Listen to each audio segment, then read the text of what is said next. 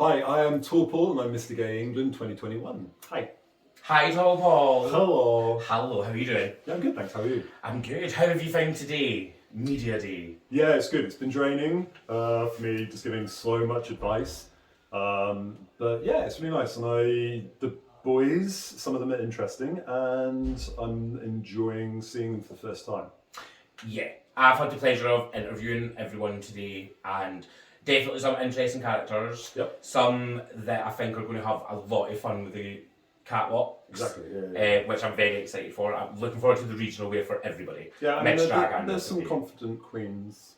Yes, and there's some, yes, very confident queens. There's a couple of queens. There's a couple there who will be in mixed drag next year. Yeah, there's I can just a see that. couple. So, you've obviously had your title for nearly a year now. What has it done for you and what have you done for Mr. Gay? So it's actually been very cool. I did when I won, it was COVID and just the coming out of COVID, so I didn't get to do as much as I wanted. Mm-hmm. However, online response to me being Mr. Gay England has been awesome.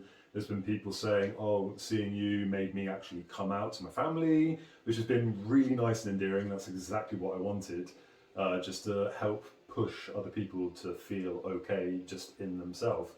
Just by seeing me and my fiance and just how we like to perceive ourselves to the rest of the world, and that's how we are.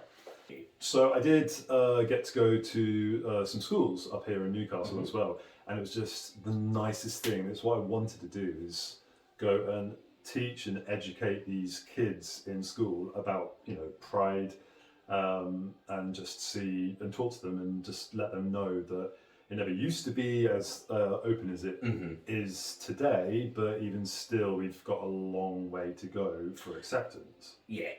But some of these kids is just amazing, because when I was at school, I didn't have a pride club.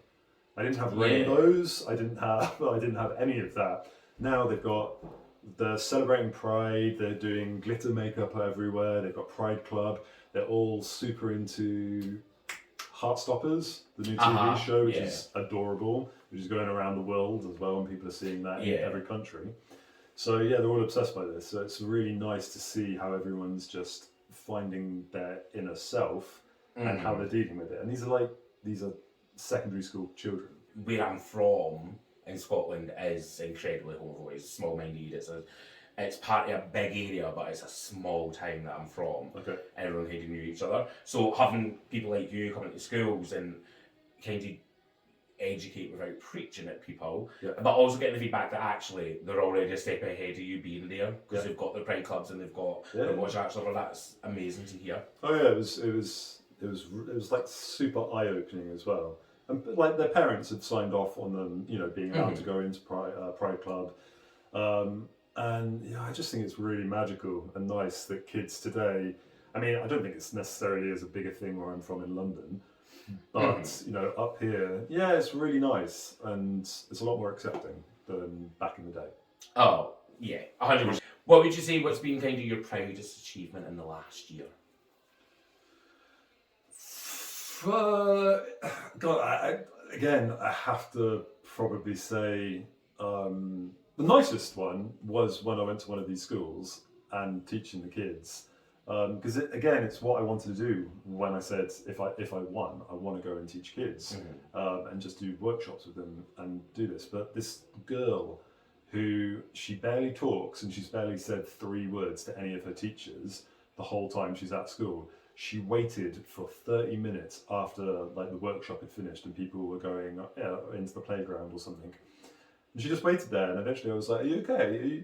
Is everything all right?" And she came forward and she just handed me some stickers, and she just went, "I had a really nice time." And all the teachers were like, "I thought she was a mute. She never speaks."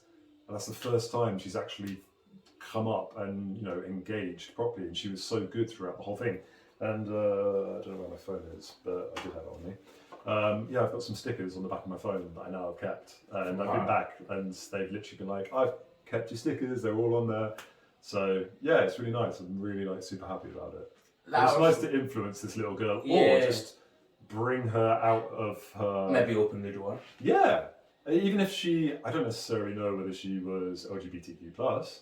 She could have just been an but just But outside. yeah, it just brought her out and made her feel a little bit more confident. And yeah, for me, I was just like, that's magical. Yeah. That's what's really, really nice and cute. It sounds rewarding for sure, 100%.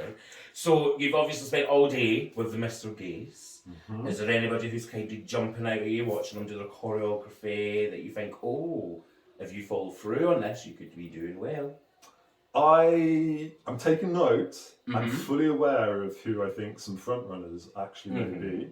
I've got a couple Yeah. as well. I'm not saying names. No, not But I in have. I would say I'm confident on 3 front runners, and I get a good vibe and confidence and some. But it's, again, a lot of people are meeting everyone for the first time today, so nerves are super high. And then you've got all the drag queens, and you've got Stuart and myself, and we're talking at all the lads.